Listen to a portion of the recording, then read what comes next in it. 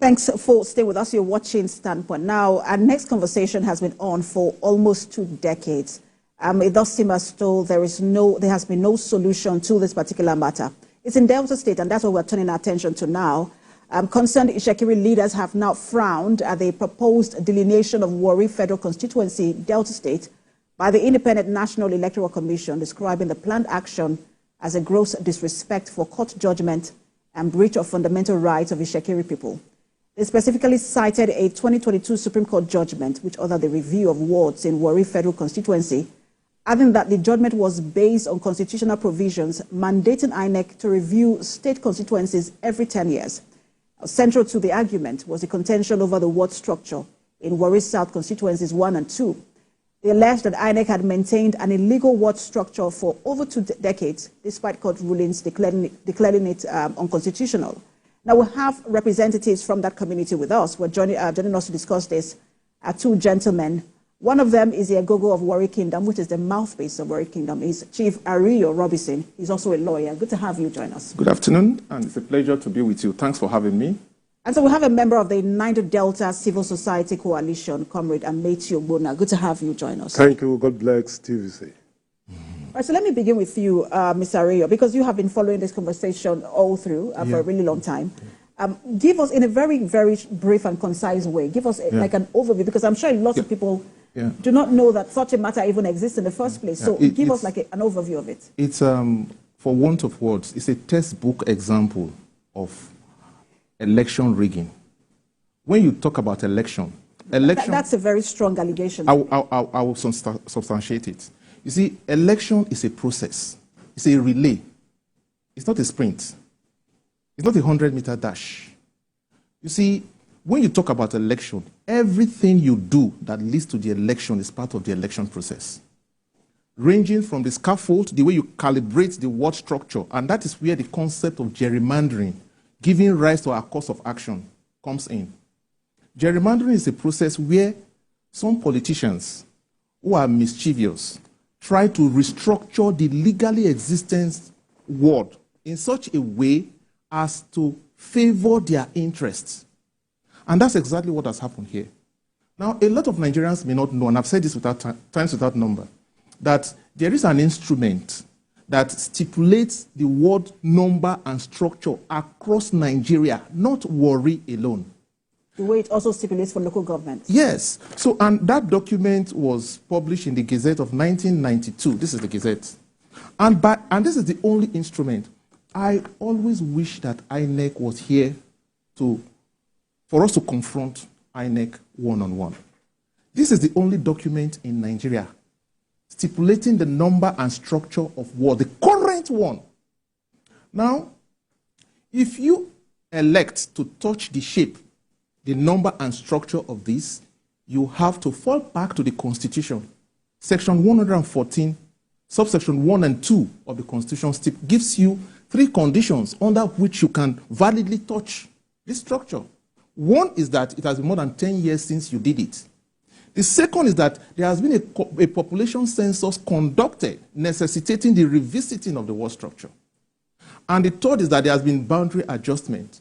In all this, you can see that there is logic, there is reason behind the revisiting. Now, what happened was that in less than 10 years, NECON, that is the predecessor of INEC, went to town and picked only Warri Federal Constituency. Picked on Warri, just like INEC is picking on Warri now, instead of dealing with the entire nation. You see, there is nowhere in Nigeria that there is no need for review of constituency, because the last review exercise happened beyond 10 years ago. It's like population census. It's supposed to be done every 10 years. And review by the provision of the Constitution is supposed to be done every 10 years. Not Warri alone. We're talking about a nation with 774 local government council areas. The Constitution says that you shouldn't treat one part of the country different from the other. So I want to get to the very bottom of the issue. Yeah. The issue is that, and I want you to explain it very briefly, that there used to be 10 wards. Yes.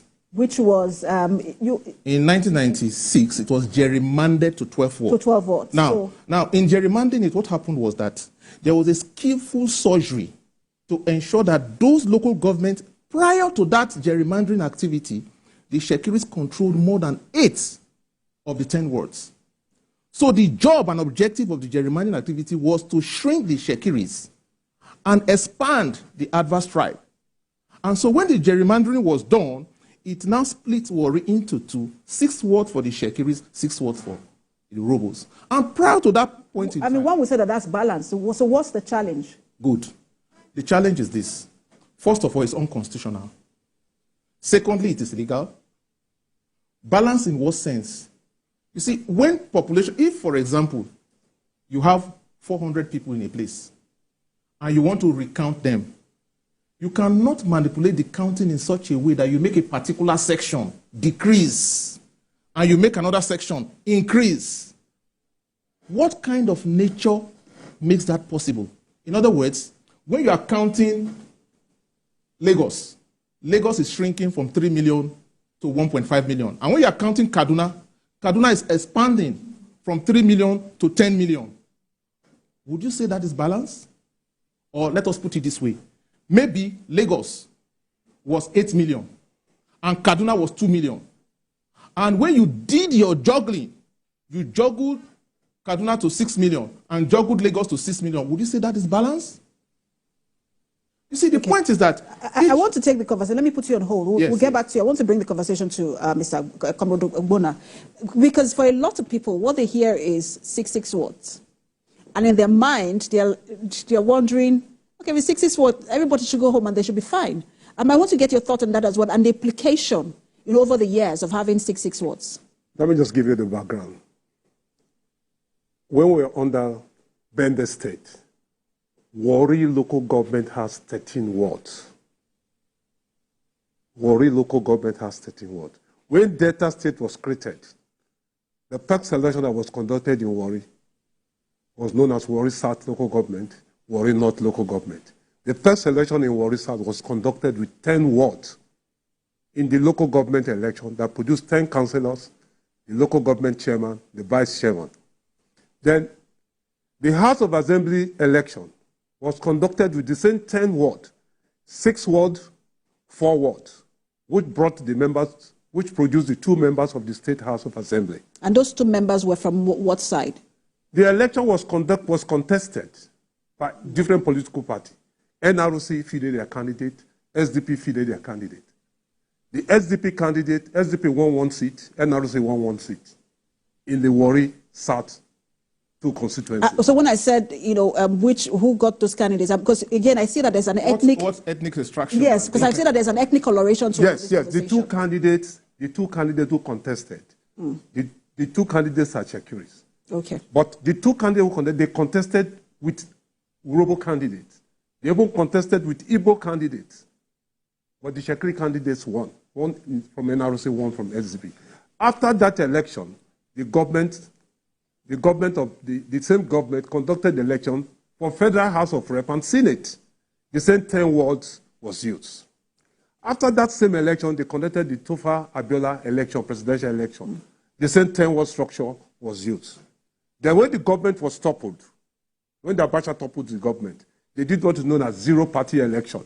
They used the same 10 wards. Okay, so because I want people to understand what is really going on. Yes. From your perspective. Yes. Now that there are 12 wards. Yes. Of course, the House of Assembly is still there. What is now so what is going on now with members? So you had 2 people from Ishekiri initially, but now what's going on? Do you still have members of the House of Assembly? We are looking at the legal. Just a minute. We are looking at the legal aspect of it. We are looking at the legal aspect. Okay, so I know that you're looking at the legal aspect, but there's a reason why. Yes, because I see that you have ethnic and political. Yes, I get your trajectory. You see, there are Shekiris in other local government council areas. There are Shekiris in Saple. There are Shekiris in Uwe. There are Shekiris in Ethiop.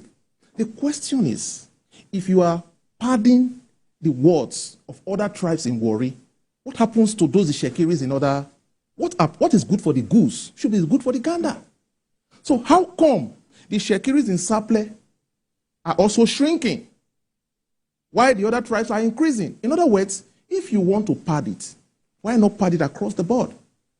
And again, you want to do this exercise. Why pick only Warri?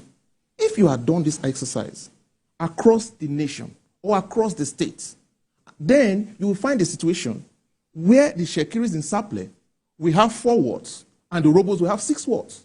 Nobody will. Okay, so, but I still want to get the answer to that question. Yeah. Now, where does that leave the representation in terms of the House of Assembly for Warri South Constituency 1 and 2? I want to get, so because he said it used to be 2. Yes, let me explain to you. Shekiris emerged. So, but what about now? There was a point I made initially that I want you to look at. Gerrymandering. What happens is that, for example, you cut the ward structure in such a way that you cut those areas where your targets have population, split it into 2, and add them to other places where their voting outcome will not be able to produce the kind of momentum or result that you want. In other words, when the ward structure was 10, we were able to produce 2 members of the House of Assembly. Now, the surgery, the political surgery was done in such a way that wards that were 2 before on the Shekiri side were merged together and made 1. And wards that were 1 before on the Robo side were multiplied to make 3. So, for instance, they would now be able to elect 6 councillors as against 2 councillors. And we will now be able to elect 6 councillors as against 8 councillors. So the mathematics is quite oppressive, as you can see. In other words, they juggle it. And the important thing is that they juggle it not in accordance with the law. You get the point? Now, INEC has been told... So you are saying that if it's going to happen at all, yes, it should be legal? Yes, it should be legal. So have you spoken to INEC on this particular issue, and what are you hearing from them? Severally. You see, there was a time we had a face-off with INEC. This is a letter, this is a memorandum that was signed in INEC's office.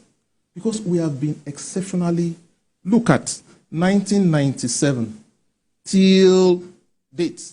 This document was signed in 2019. An agreement by INEC that they were going to implement it. Now, interestingly enough, INEC went on oath in court and stated that they had implemented the judgment on oath. There was a senior officer, an assistant chief executive officer in INEC that said that they were aware of the judgment, and this is a public document, and they had already executed the judgment. Because of that, a judge in Benin gave them 60 days, and here is the order. 60 days for them to come back with the proof that they had executed the judgment. And that order was made in 2019. Up to today, they've not done so. And so we had to go for the enforcement of judgment, committal proceedings. We said from 48, from 49. When it was very clear that some top INEC officials were going to jail, they came and they said that we should discuss. Okay, we discussed with them with the hope that they were going to keep to their words. But unfortunately, they never did. Now, when they started this process of meeting with stakeholders, this issue came up again. And they did say at the stakeholders meeting that they were not going to leave that court of appeal judgment. This was a judgment that was entered in 2000. This is the Bible.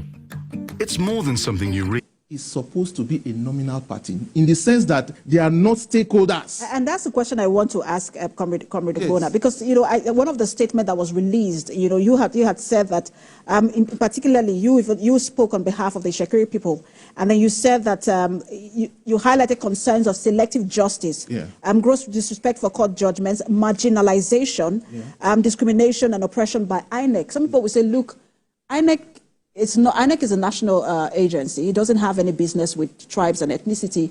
It's only to just conduct elections. What does INEC stand to benefit, in all of this? Let me just clear you. What INEC stands to benefit is different from what the persons in INEC stands to benefit. The persons in INEC who are INEC staff, what they stand to benefit is this controversy they are creating in Warri South local government.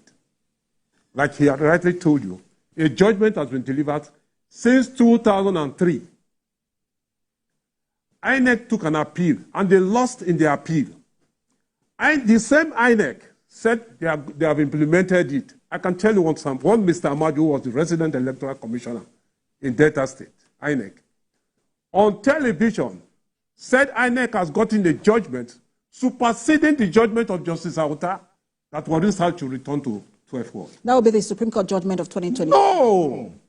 This was just 2000, before 2007 election. Oh, okay. So that was before the Supreme Court judgment. Supreme Court judgment just day before yesterday. You understand me? The Supreme Court judgment we're talking about has no effect, has no relationship with this judgment. Supreme Court judgment is a matter of delineation. What we are saying from the civil society world, delineation is not meant for a particular federal constituency. Delineation should be done in the 774 local governments.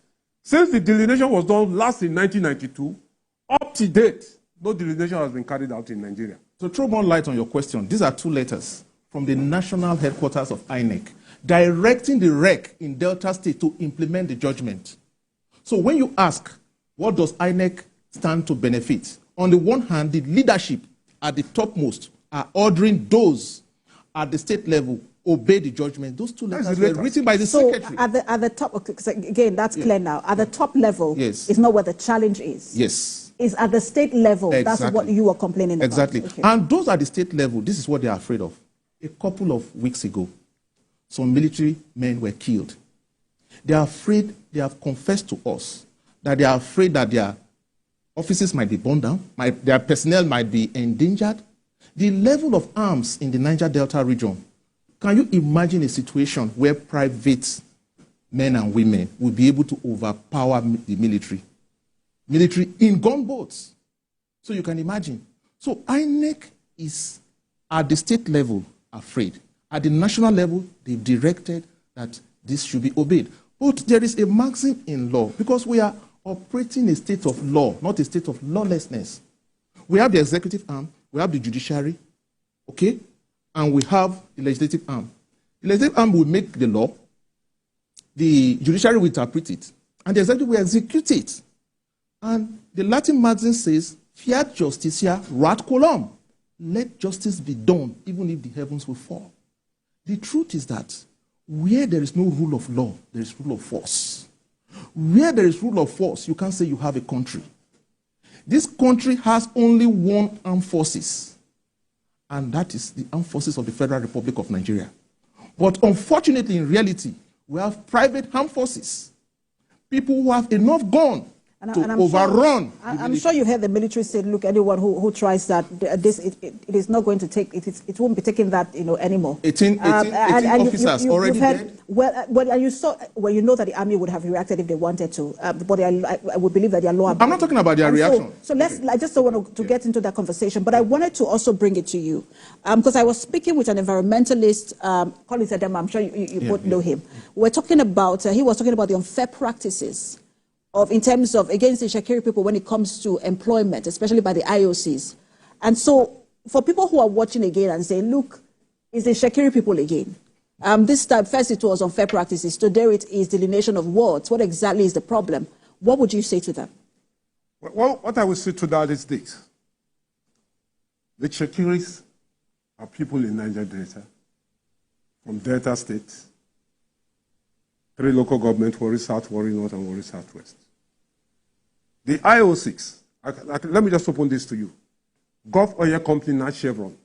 No, I'm talking about in terms of the, because it will seem as though, so what I get, Oh, can I get, let me. I want him to answer and I'll come back to you. But what the sense I get is that there is almost a cry of marginalization. I don't know if I'm getting that right, because for both issues. So for those who say, what are you complaining about? We don't see any issue here. Why does it seem like you're always complaining? I want to give him, then I'll come back to you for conclusion. I want you to respond to that. Yes, the democratic process, they are oppressing us. In terms of human development, we are being oppressed. In terms of social development, we are being oppressed. That is the basic fact. There are records to show for it.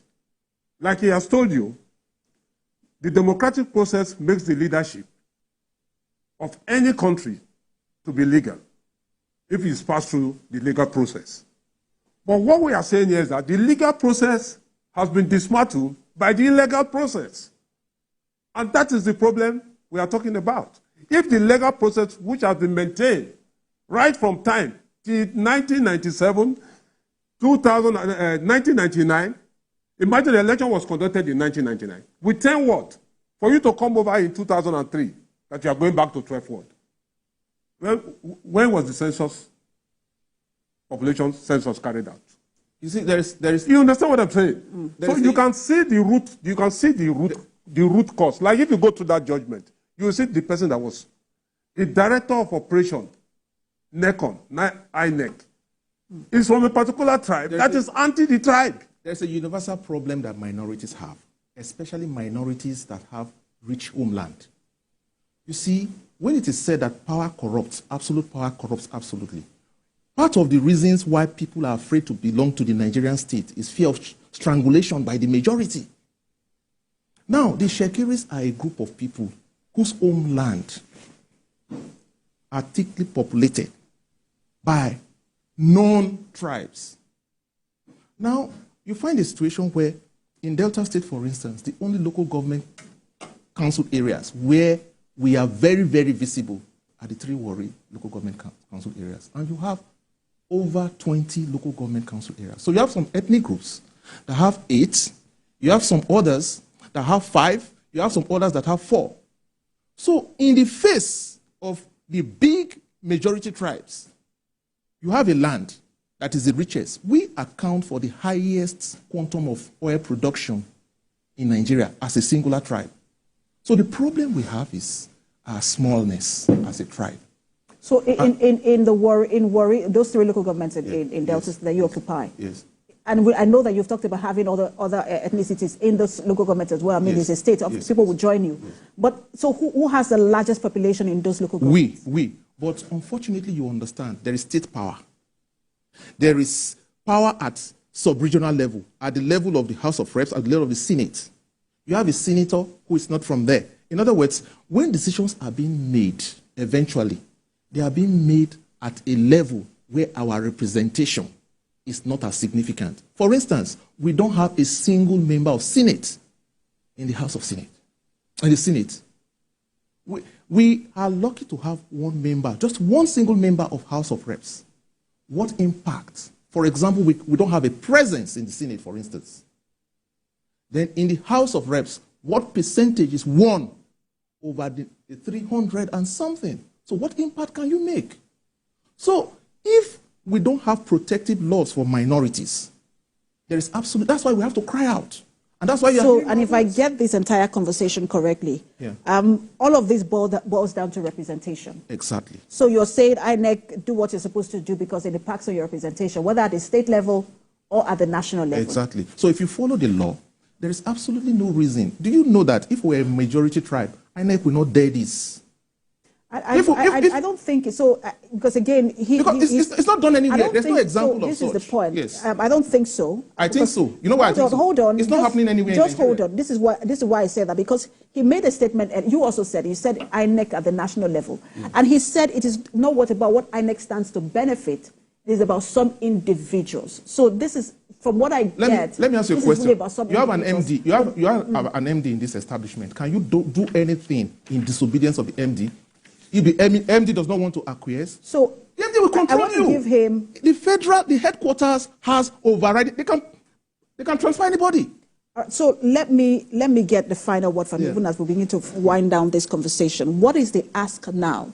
What do you expect INEC to do, whether at the state level or at the national level? And then if that is not responded to, what is the next move legally? What we want INEC to do is to implement the judgment. The judgment which they lost in Court of Appeal. For them to implement the same judgment which they wrote later. They wrote a letter to their office in Asaba. Please implement this judgment. The suit number is in that letter. Please implement it. This is the judgment. Apart from that, Justice Auta gave out a standing order after the August judgment was delivered. In 2006, I quote Justice Auta, he said, all what you have done is null and void. The only recognized words in Warri South is the 10 words. And the 10 words were listed Even just last year, Justice Abank listed the same thing, that the 10-word structure in Warri South is the only legal word that is backed by law, that is supported by law. So INEC go and do the needful. For, like I told you here, the law does not know Shekiri. The law does not know Orobo. The law does not know Yoruba. It does not know Igbo. What we are saying, implement the law, what the judgment says, and you same INEC lost an appeal on that same judgment. The same INEC signed an agreement in 2019 to implement.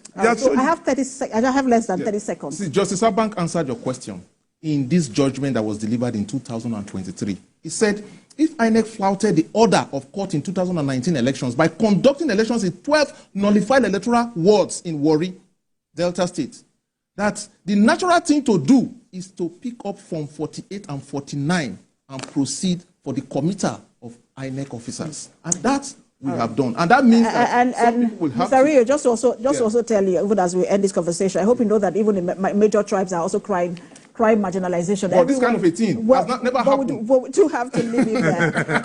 Everyone is crying marginalization, but we'll continue to follow this conversation. Yeah. And even with the other conversation we had with colleagues and Dema, we're also following it to see how it develops and plays out. If we need to have you again, we will have you again. Absolutely, and we're always available to engage with INEC. We want to engage. We even want INEC to be on the thank you so much. If they're screaming in my ear that we have to go. The Egogo of Warri Kingdom, Chief Ario Robinson, who is a lawyer as well and a member of the Niger Delta Civil Society Coalition, Comrade Amechi Ogbonna. Thank you so much for coming.